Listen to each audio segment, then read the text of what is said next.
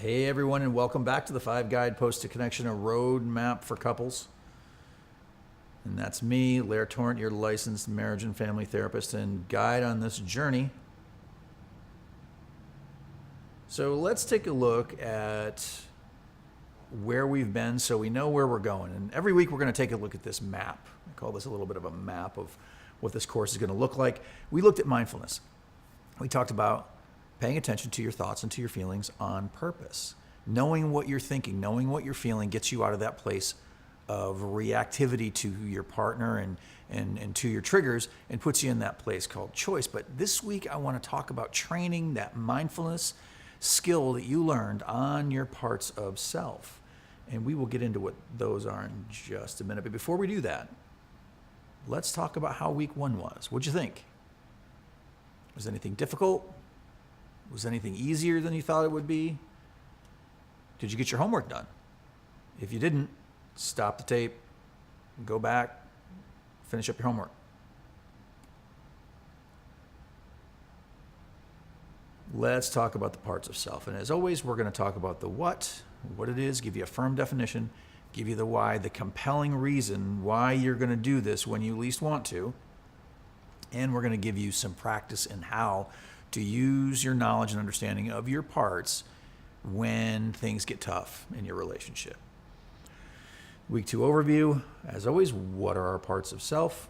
Why is it important to understand our parts of self and how to use these understandings of our inner parts of self, of our parts of the parts of our psyche in our relationship skillfully. Rather than jump right into a definition of your parts of self, I think this particular guidepost, an example would probably be most helpful. I had a client, we'll call her Anne, in New York. She came to me in her mid to late 30s. She had had a wonderful career as an attorney, and she had a really great relationship to her work, but she had not formed a great relationship with a guy in her life, and that's what she really wanted. Now that she'd become so successful in her career, she wanted to become maybe a mom and to have a really successful relationship, but things just were not firing well for her. And so she came to me to find out what the problem might be. And as she sort of unpacked her story, and she started telling me about this guy that she had met and how much she really was into him and how she really wanted to make it work. They'd been on several dates, but she found herself in a particular position with him. Every time he would call, anytime she was getting ready to see him, she was all thumbs. She didn't really know what to say. She was kind of shy and bashful. And this was not the person that she knew most often, especially not in the courtroom. This was a person who was used to commanding a room, and now she felt like so much of a wallflower. And as she told me her story, I asked her a question that she did not like. I said, when he calls or when you're getting ready to see him, I said, how old do you feel? And she looked at me like I was a little crazy and throwing some psychobabble at her. And she didn't really want to answer the question. And I asked it again. I said, no, I really want you to tell me, how old do you feel when you're around him or when you're thinking about him? And she said, I don't know. I said, well, the first thing that comes to mind, she said, 14. 14, I feel 14. Frustrated with me because I wouldn't let it go. And I said, right. You feel 14 because you've been regressed back into your 14-year-old self. That part of self that feels powerless, that doesn't quite know what to say. And you can't access the side of yourself that would actually be more appropriate to be involved with an adult 40-year-old man. And so the course of action, the protocol with Anne, was to make sure that she didn't show up in her relationship in her 14-year-old self.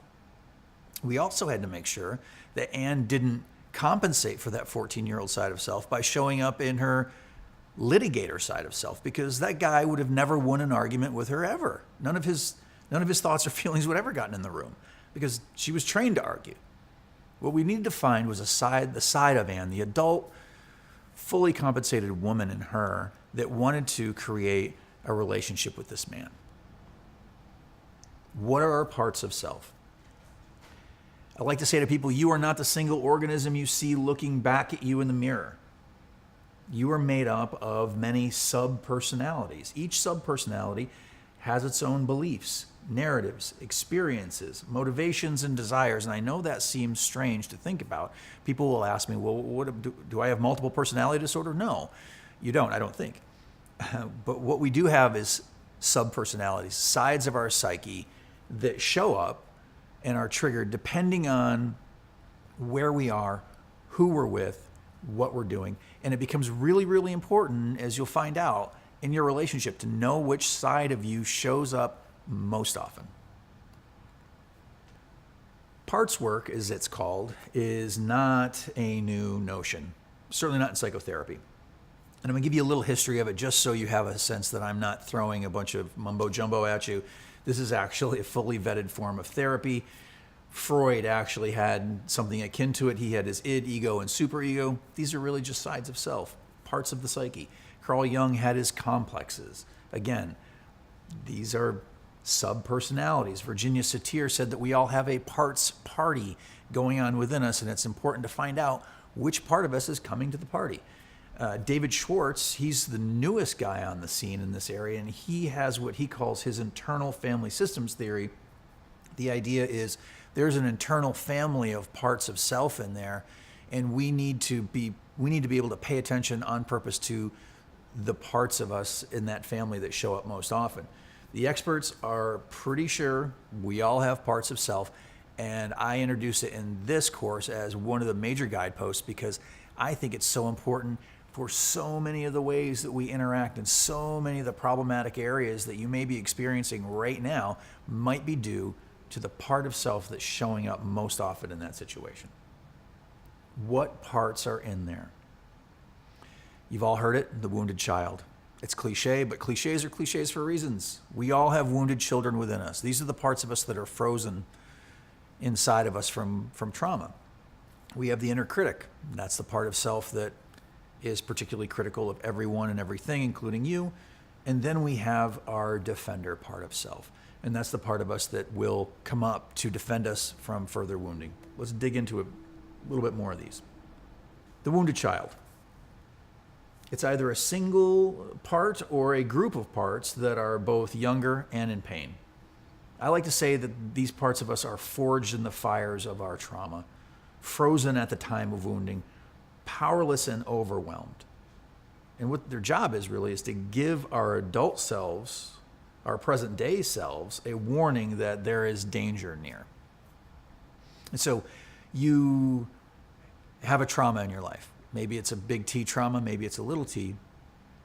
You can bet that you at that age will be frozen, that part of you will be frozen in there looking for the love, the care, the kindness that maybe it didn't get during that trauma. And so if you experience something akin to it in your adult life, that part will come to life, will spring up and start yelling, kicking, screaming, crying to let you know that trouble that looks and feels and smells remarkably like the trauma of your youth might be getting close to you. The inner critic. The inner critic is critical, judgmental of everyone and everything, including yourself. The dialogue of the inner critic is often toxic. And the critic is a pseudo-defender part. Its job is actually to keep us safe. People tell me all the time, they say, that's the part of myself I hate. I can't stand that part of myself. And I get it. Again, this is the part of us that will say that you are not talented enough to go out on that job interview, not pretty enough to go out on that date. It keeps us inside. It keeps us locked away, out of harm's way, and it does act as a again, pseudo-protector part of self. It just does it in often a very toxic way. It keeps your confidence low so you won't stick your neck out there and risk anything. The defender. The inner defender's job is to defend the wounded parts of us from pain and vulnerability. Relationships bump into our wounded parts of self all the time. They activate the defender. Vulnerability will activate the defender. The defender will sense the vulnerability, will sense the possibility of being hurt, and immediately come to the forefront. The tools of the defender tend to be fight, flight, freeze. Their job. The job of each one of these parts of self is to protect us. Left unchecked, however, as good as that intention might be to keep our hearts safe, to stop us from incurring more wounding through vulnerability, left unchecked, these parts of self will keep us from being able to make a heart-centered connection with our partners. And I can think you can see why that's so problematic if you want to create a relationship that's connective, that's heart-centered. The relationship that Anne wanted to create, she was never going to create that showing up in her wounded side of self. She was never going to be able to make a heart-centered connection if her younger selves and, of course, her defender sides were actually doing their job left unchecked. To give another example of how parts of self can work, I like to talk about New York City and 7th Street. So I would get up, lived on 7th Street in New York, and I would walk out my door on my way to work, and I would say, this is the greatest city in the world. I can't believe I get to live here. So much opportunity. This is amazing. The energy of the city. Just love this place. Hours later, walking back from work, tired, cranky, and I would say to myself, this is the worst city in the world. Who would ever choose to move here?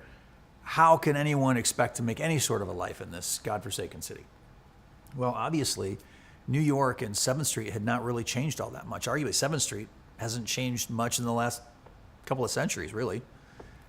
What had changed is me and the parts of self that were showing up. In the morning, fresh, heading out the door, ready to take on the world, I was in a very open, very hopeful part of self.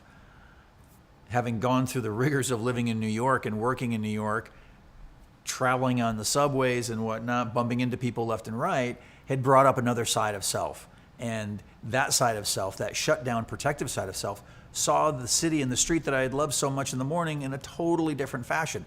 And this is a good example of how we can experience our partners. When we see our partners through the different lenses or sides of self, you will see them in your relationship from very, very different perspectives. It's important to be very mindful and aware, using Guidepost 1, of how your parts are showing up and what parts are showing up at any given time in your relationship.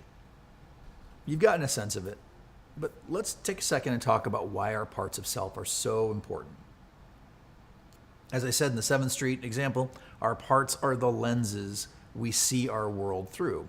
They become logic-tight compartments. We think we actually are that part, that this is just who we are. And that says something about automatic pilot. We're automatic pilot. We don't realize we're in a particular part of self. We just think that's who I am and this is how I think.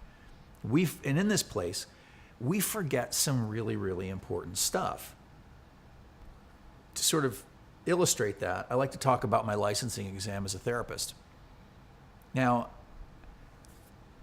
I'll tell you that as a kid, growing up in school, in grade school, I didn't do all that well. I was not particularly good on standardized tests.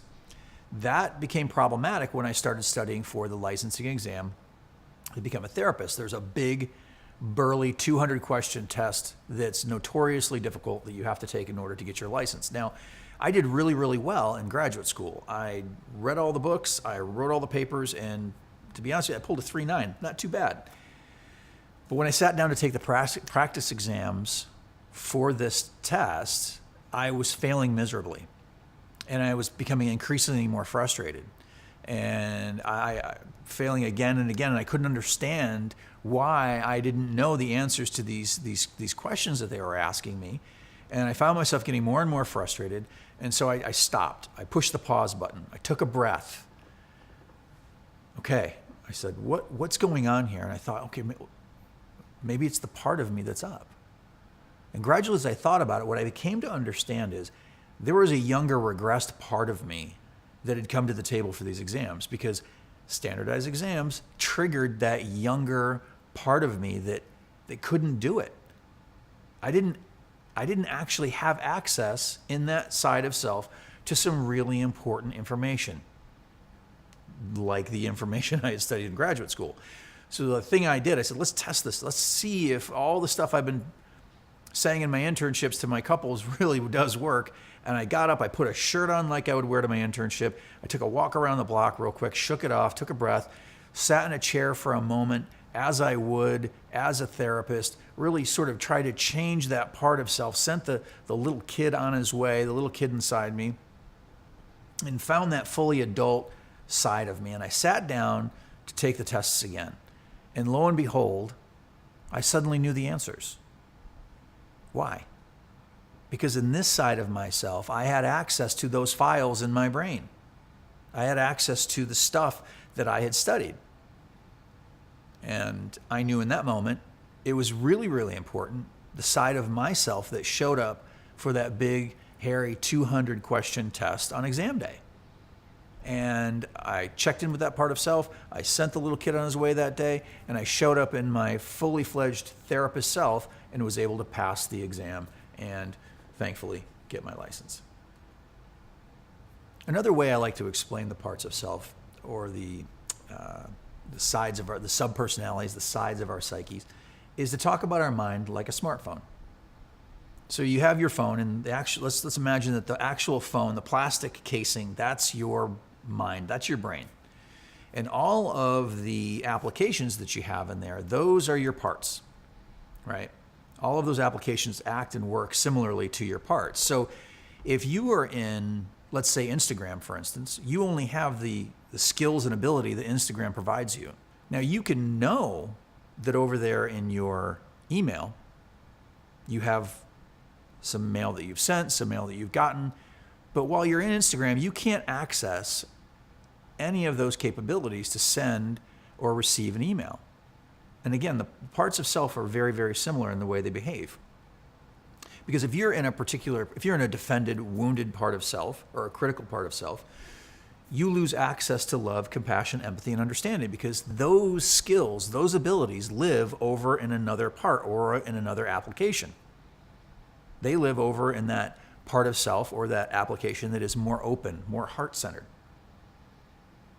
Now, we experience a Pavlovian slide into our parts. We get triggered, we move into a part of self. If we feel vulnerable, if we feel hurt, we will go to that defended or critical side of self like that.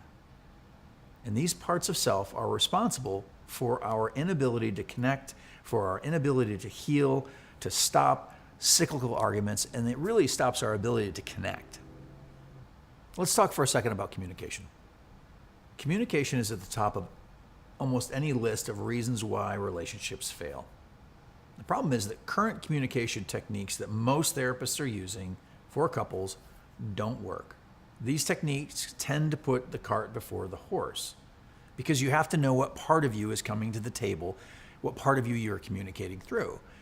So if you've been to a couples therapist, they will sit you down often and they will have you try a communication device or technique that makes a lot of I statements. And I can say that these techniques are actually pretty good, save one thing. You have to know what part is showing up.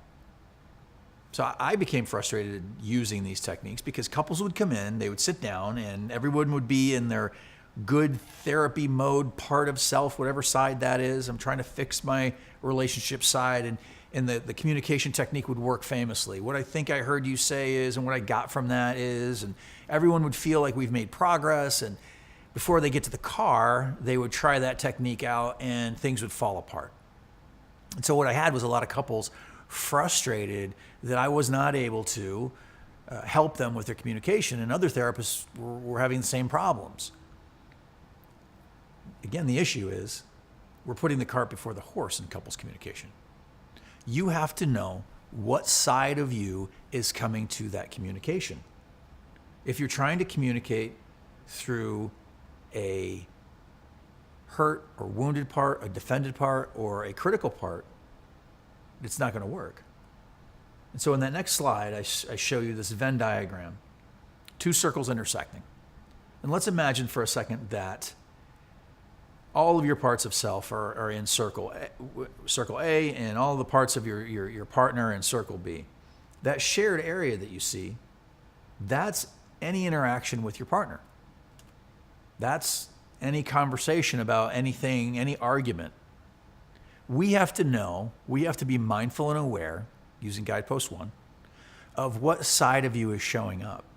If you're unable to communicate with your partner, if you can't make a heart-centered connection, if the sex is bad, if you can't talk about things, if the romance is dying, I want to know what part is showing up most often. And I'm going to guess it's a part of you that can't make a connection in any one of those areas. Good communication. It does not happen through the use of a communication device. Can only happen when our wounded, critical, defended parts of self have stepped aside. And it can only happen when compassion, empathy, and understanding are a part of the equation. How to use our parts of self. I like to think of them as a toolkit or golf bag. You got to know what club you need in what situation. First of all, let's use guidepost 1. Mindfulness is the key when we're talking about parts of self. We have to remember that this stuff is simple, but it's not always easy because you're triggered. Difficult emotions run high. They kick us up into overdrive and make it difficult to emotionally regulate. Mindfulness helps us control our parts because it helps us control our emotional regulation. It tells us to pay attention to who's showing up.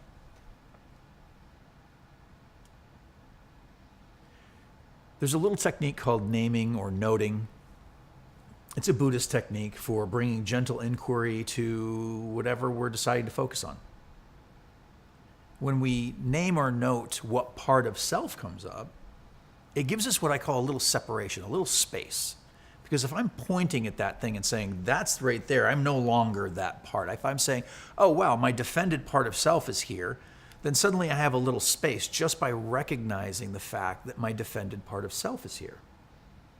And it wakes us up to the fact that maybe we've been hijacked by the part.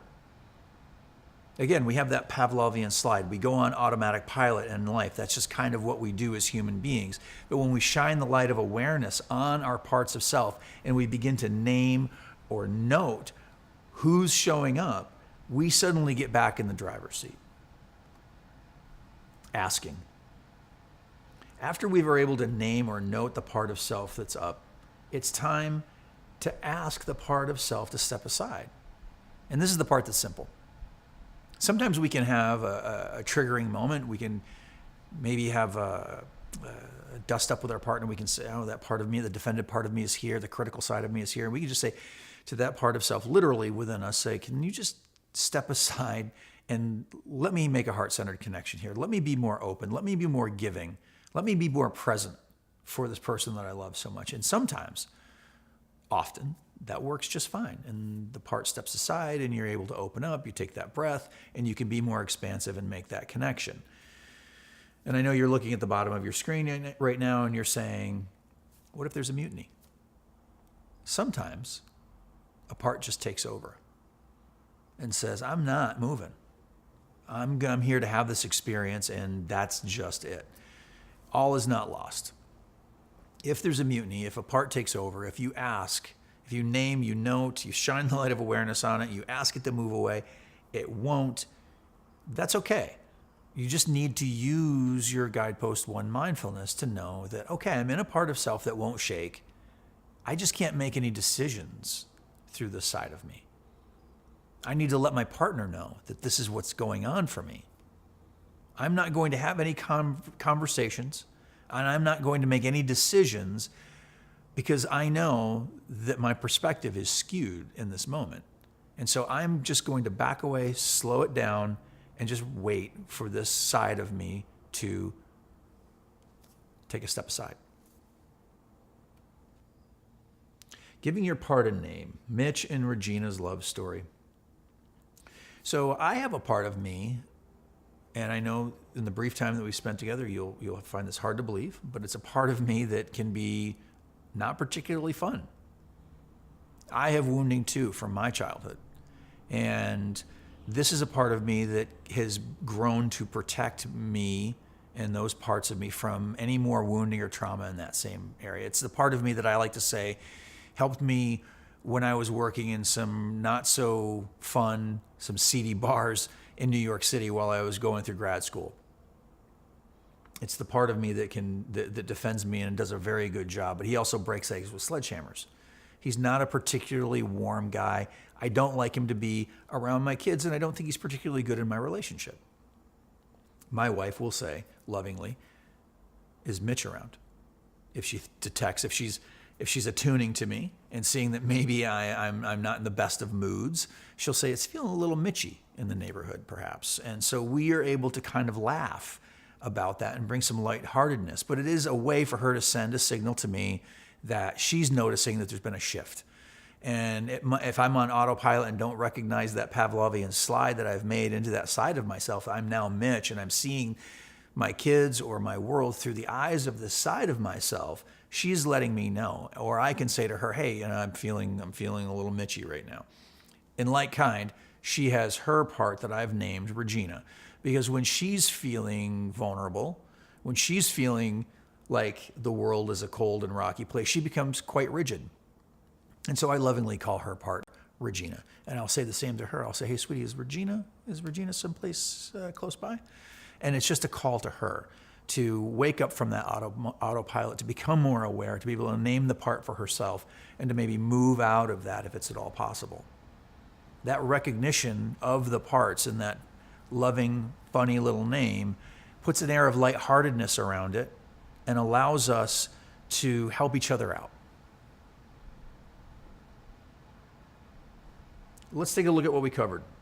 In week 2, parts of self, we talked about what parts work is and what the parts of self are. We gave you that compelling reason of why to use it, even when you're triggered. We said that parts are important to building healthy, strong relationships, and we also talked about how to implement them. So in sum, we said that we are not the singular organism we see staring back at us in the mirror. We've got to know our wounded child parts of self, our inner critic, as well as our inner defender. We said that our inner parts of self attempt to protect us from further wounding. When our wounded child, our inner critic, or defended parts of self are present, we cannot communicate or make a heart-centered connection with our partners. So we have to use Guidepost 1, mindfulness, to shine that light of awareness on what part of us is showing up. And we learned to name or to note the part of self in order for us to get a little separation for it, for us to shine that light on there, to become aware that this part is now present. We also talked about asking our parts to step aside, and we learned what to do if there's a mutiny and there's a takeover. And we also talked about not only naming our parts, but giving them a name. Homework for week 2, building on our mindfulness-based practice from week 1. Turn your mindfulness gaze from our thoughts and our feelings onto our parts of self. We're going to do the body scan for 5 out of the next 6 days. We're going to talk about discovering your defender exercise. We're going to do the discovering your inner critic exercise, discovering your wounded children exercise, what part is here exercise, as well as the eye gazing techniques. The eye gazing technique 2 times this week. That'll be a fun one. You're definitely going to like that. So a lot of work to do. Check in with your ebook for week 2. If you need any descriptions, I think you certainly will for this week. And I will see you next week for Guidepost 3. We're going to talk about the stories that we tell, the narratives that we tell ourselves, and how effective it can be to change those narratives. But for now, let's focus on our parts. Let's get to it. I hope you have a good week. Please do all your homework before you start the next video. See you next week.